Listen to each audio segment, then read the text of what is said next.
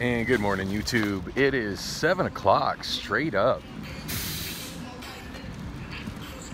Guy's playing some pleasant music.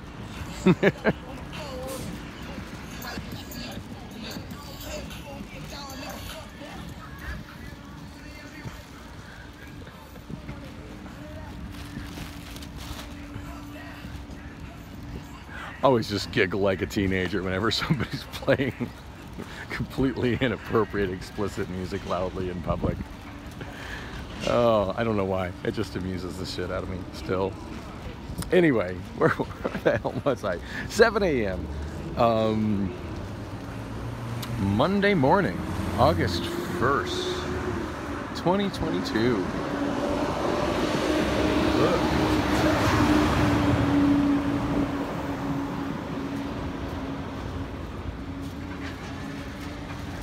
That car says room on the back. Now, I used to see in car carriers parked here in the morning. That's kind of different. I have no idea what's up with that, but it's always kind of neat to see a Tesla on a truck. Oh, look, hey, a self-driving car from Cruise.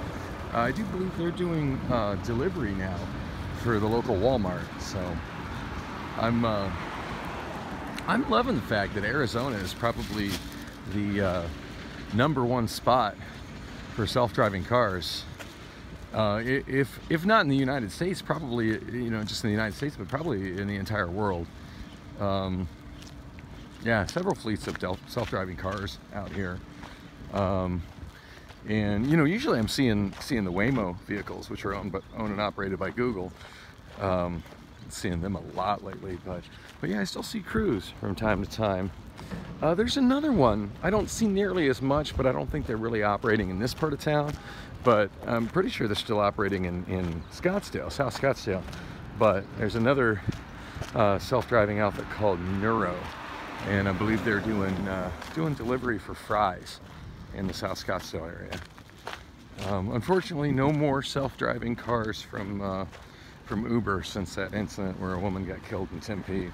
And I still insist that even though the video did make the Uber driver look pretty bad, as it showed that she was not really paying attention, that she was actually had a cell phone open and was watching, I think, YouTube, while she was supposed to be paying attention and making sure that the self-driving car was behaving as it should be. But I still insist that accident was largely the fault of the woman who got killed. Not trying to do any victim blaming here, just yeah, the woman was a vagrant. She was on drugs. She was jaywalking in the dark in an area that, you know, she just really shouldn't have been in a high traffic area. So, you know, and I insist that if she had not been hit by a self-driving car, if she had just been hit by any normal passenger vehicle or even commercial vehicle with a human driver, it wouldn't have even been newsworthy. It would have just been another jaywalking junkie vagrant being hit by a car. That's not news. That's just late night in Tempe. Anyway, yeah, kind of disappointing that put an end to Uber's self-driving cars, because I really wanted to ride in one and I never did get a chance. But I remember when I was working at Gilligan's, a couple of times I had different coworkers come in talking about how they had just rode to work in a self-driving Uber and how cool it was. And you know, in every instance they said there was a driver behind the wheel, but they said the driver was just sitting there talking to them with their hands in their lap. And that the car was just doing its own thing, and that it was really, really neat to watch. So I have still yet to get to ride in a self-driving car. Oh man, one of the local channels that I follow that I know watches my channel, and I appreciate it, man, did a ride-along video a while back in one of the self-driving Waymo vehicles, and that was insanely cool. And one of these days I really need to make the time to get down to Tempe, you know, and go down to like the south part of Tempe, because I think they only function south of Alameda Drive. But yeah, I need to go down there and just just do it, just for the hell of it. And if I remember in his video, there was no human driver in that car at all. That car was just driving itself. But had a pretty wild limitation in that it wouldn't make any left-hand turns. So if your journey required a left-hand turn, it would take you way out of the way and make 3 right turns to accomplish it. So hopefully Waymo gets that sorted out. But you know, I can't blame Waymo for wanting to just stay as safe as possible with that technology, especially considering how badly that worked out for Uber. Anyway, on my way home, I haven't heard whatsoever from Priscilla. I haven't sent her any messages yet informing her that I've changed the locks. And I really do need to get on that. My plan for this morning was to contact my landlord and pay my rent, since it is the 1st, and try to get just an extra, just so I have it handy, like by the door, copy of my lease that makes it clear that she's not on it, as well as a document that's saying that, you know, that she's only allowed to be there for 10 days and she's extended her 10-day period as a guest, just in case there is, you know, drama with the police and Priscilla shows up. And I've got all her stuff inside. I'm not trying to deny her access to her stuff, but I've been asking her to move out for, Jesus, years, but pretty more aggressively in the last few months. And I just came point blank and told her that, you know, nah, I don't even want any more money from you. Just, you have all your shit out by the end of the month. Huh. The end of the month was yesterday, and now that your shit out, I don't even think she's in Arizona. I'm pretty sure she's in Georgia, either in Atlanta, Georgia, or possibly probably in a suburb of Atlanta, or perhaps in her dad's hometown of oh my gosh, I forget the name of it, Thomaston.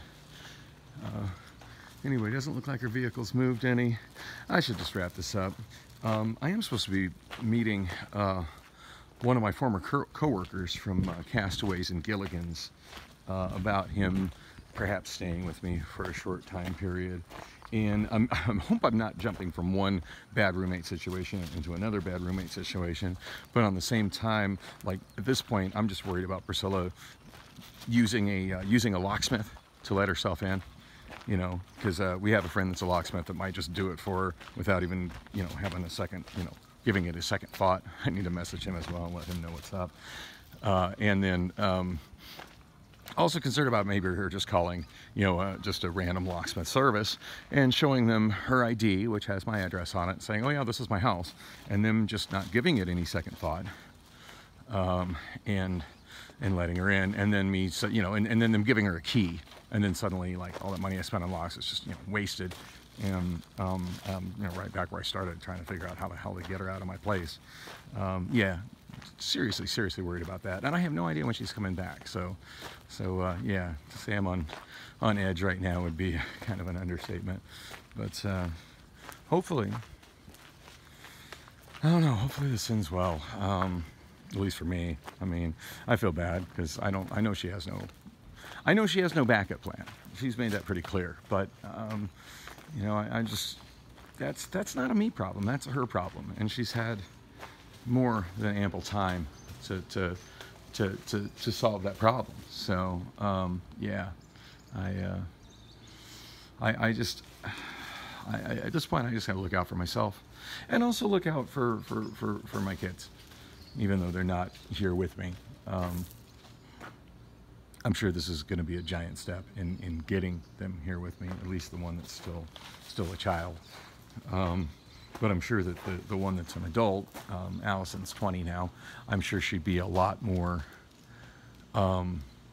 eager to come here and spend some time here if Priscilla was gone. I mean, I know that for a fact. So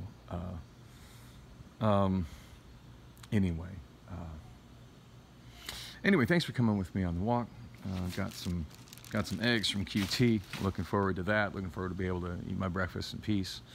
I do really miss my cats. I did like going home to my cats and having them, you know, they're always eager to see me at home. So I'm terribly worried and wondering where they're at, and still no response from Priscilla on my text message that I sent to her on Saturday night, asking her where the hell my cats were. So, yeah, I'm sure she's going to be like, hey, what about the $300 I gave you? I'm like, yeah, maybe I'll give it back to you if you give me my cats back.